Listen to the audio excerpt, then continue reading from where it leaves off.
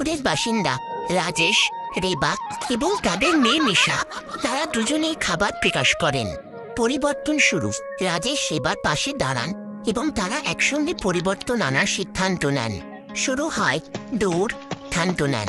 শুরু হয় দৌড়, জিম, সালাদ ও ফল নির্ভর স্বাস্থ্যকর জীবনযাত্রা।